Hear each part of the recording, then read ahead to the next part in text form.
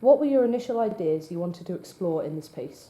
Well, I wanted to explore the theme of serendipity in everyday life, with events colliding to make a happy accident of sorts, and particularly in my own life and the coincidences that have happened within it. Yeah, much more natural. What was your inspiration and what helped you influence your piece? At the start of the creative process, the piece was going to have myself on stage standing while talking to a microphone as I play all the characters. And that was inspired by Walrus Theatre's production of Lemons, Lemons, Lemons, Lemons and One Man Star Wars. Then I got inspired by Force Entertainment's Tabletop Shakespeare, because I liked the way that the performance was quite intimate, because all the characters were played by household appliances. Later on, Sophie Campbell's book Exquisite Pain influenced my piece, and the book's about her breakup with her boyfriend, but through the progression of the story, it's told in a different way each time.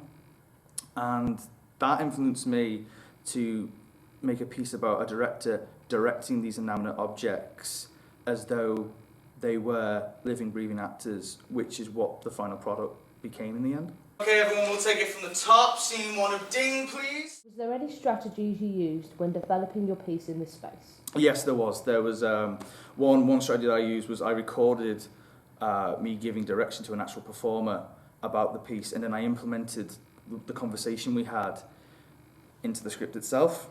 And that was really helpful because that helped me get aware of the space I was performing in, as well as treating these random objects as though they were people. Well, if anyone's lucky. Yeah. What, if anyone's lucky? Yeah.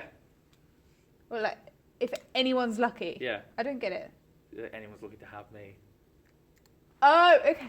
In the development of the work, did the relationship between you and the audience play a big part towards the piece? Yes, absolutely. Ding for me, and what I wanted to get across to the audience is about reflecting on those more intimate moments, more private moments, and how we remember them.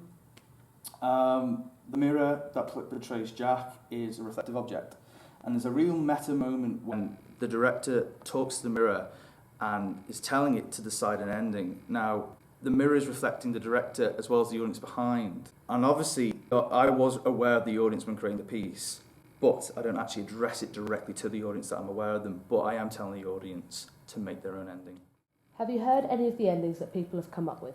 Yes, I've heard a couple. One of them was about me learning to trust myself and take more chances, whether that was about me attempting to have a relationship with India or creating my solo piece. One was about a breakup and I lost India, and a couple just left it with a cliffhanger.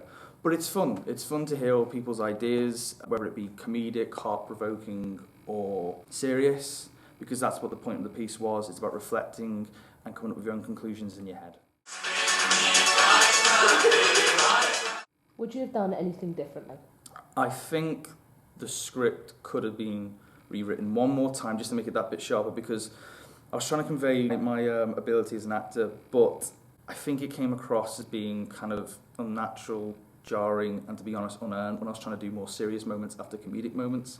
It didn't mesh quite well. Overall, looking back at what I've done, I am proud of what Ding became. And I still was able to explore those themes of serendipity in life and reflecting back on our own lives.